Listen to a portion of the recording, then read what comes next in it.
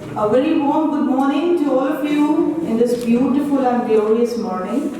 I, on behalf of Mass Communication Department, welcome you all in today's celebration of World Radio Day. So before moving ahead, I request everyone to stand for national anthem.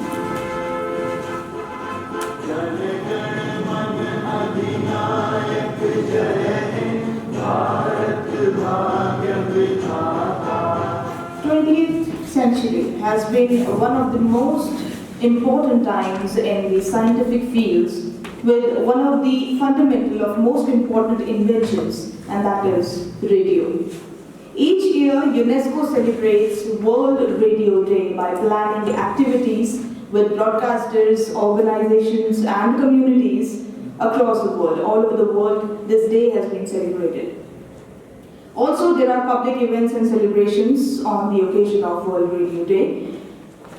Many inventions have impacted the world throughout the history, yet one of the most impactful one is the invention of radio.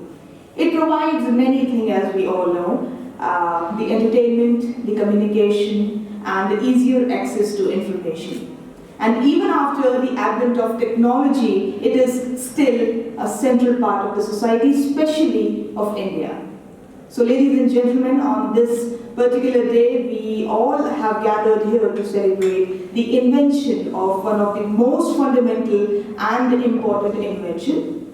On the behalf of our respected HOD sir, teachers and whole Mass Communication family, I warmly welcome our chief guest and guest lecturer of the day, Mr. Anil Dutt Sharma. Mr. Anil Dutt Sharma is currently giving his services as the head of Field Outreach Bureau of Ministry of Information and Broadcasting, Government of India, as Field Publicity Officer, and his area of jurisdiction is Himachal Pradesh. He looks after the publicity of the various schemes of Government of India and the state of Himachal Pradesh. So we are really honored to have you with us on this occasion. Moving ahead, I request our respected HOD sir to please felicitate our honored guest with bouquet and memento.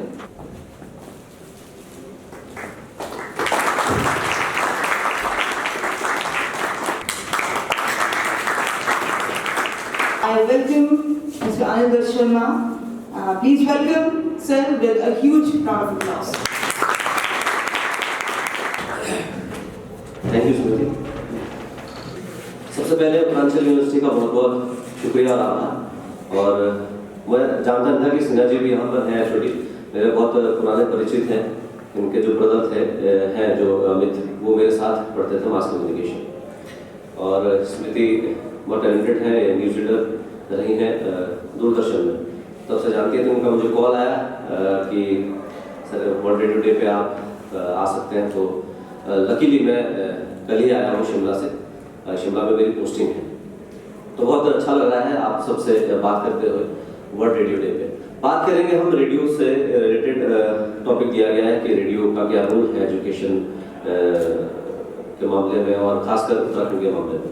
मैं radio में रहा हूँ 4 साल। इत्तेफाकन radio में मैं आया हूँ, कोई ऐसा मेरा चॉइस नहीं थी। नौकरी की तलाश थी तो रेडियो में वैकेंसी निकली तो हमने भर दिया। उस समय पता नहीं था कि रेडियो कितना पावरफुल होता है, कितना इम्पैक्टफुल होता है। रेडियो में जब काम किया, जब रेडियो को जाना, तो यकीन मानिए कि रेडियो से पावरफुल मीडियम कोई नहीं।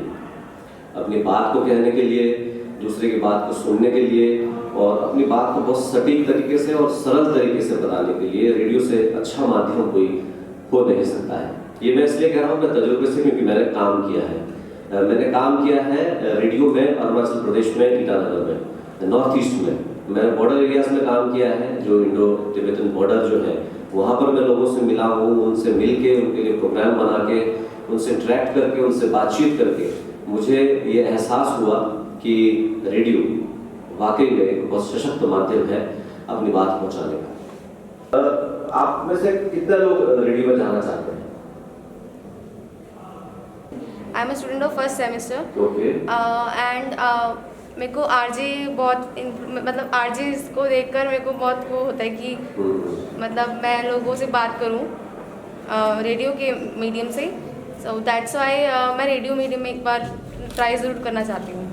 आकाशवाणी की हम बात करते हैं क्योंकि आकाशवाणी का अगर आप मैंडेट पढ़ेंगे प्रसार भारती का, तो हमारा मैंडेट होता है इन्फॉर्म करना लोगों को, एजुकेट करना और एंटरटेन करना लोगों को। ये तीन हमारा होता है। इसमें से आज का हमारा टॉपिक है कि हम एजुकेट कैसे करेंगे रेडियो के माध्यम से, खासकर उत्तराखंड के माध्यम से।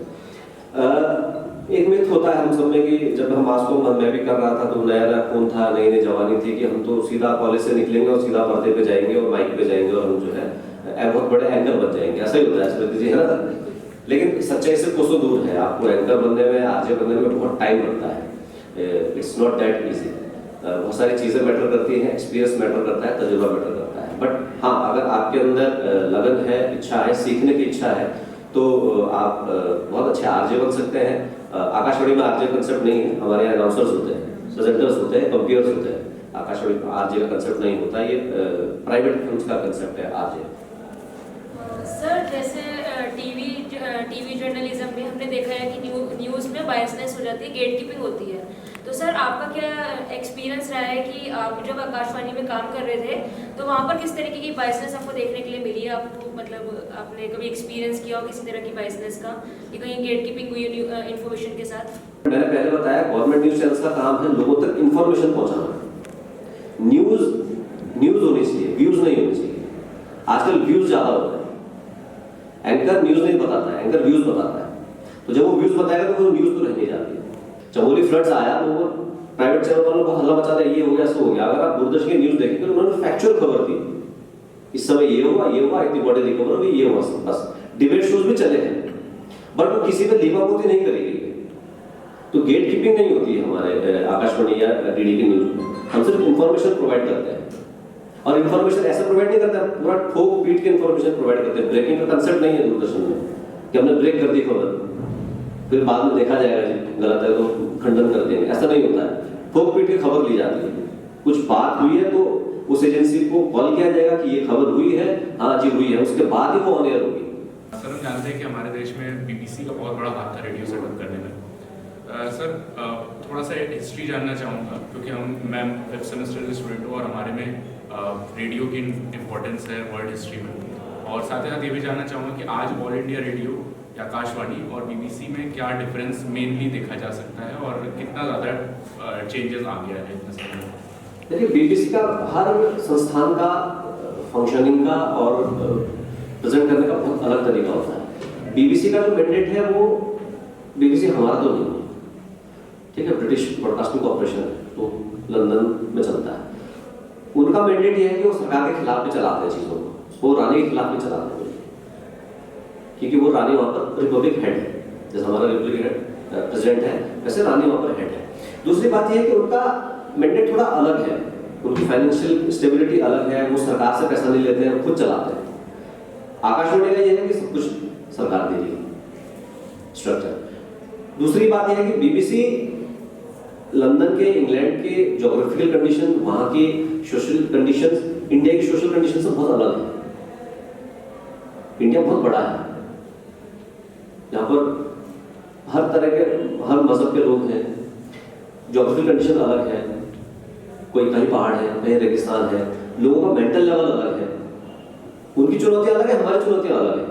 तो हम वो कैसे हम कंपेयर कर सकते हैं उनसे? कंपेयर करने का सवाल ही नहीं है। हम जो 22 हमारी लैंग्वेजेस है कॉन्स्टिट्यूशन में, वो तो चला ही रहे, उसके अलावा और डायलेक्ट में चला रहे हैं। यहाँ शुरू होने वाला है गढ़वाली, कुमाऊनी, नीचे भोजपुरी चलता है, शिमला में 14 डायलेक्ट चलते हैं, अरुणाचल में 14 डायलेक्ट चलते हैं। ये डायलेक्ट वहाँ नहीं है, वहाँ एक इंग्लिश में चलाते हैं, मैं हिंदी खोल दिया ना यहाँ पर।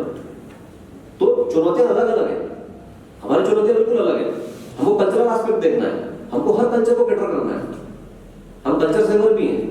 तो बहुत अच्छा लगा सर आप आए और आपने हमारे बच्चों का मार्गदर्शन किया, और उम्मीद करते हैं आगे भी इसी तरह सर को हम आमंत्रित करते रहेंगे और भी कई विषयों पर हम सर की एक्सपर्टीज के साथ हम सर के बातों को जानेंगे, और सर के एक्सपीरियंस और ज़्यादा अगर हम शेयर कर सकें इन फ्यूचर तो वो हमारे लिए सौभाग्य की बात होगी। Thank you so much.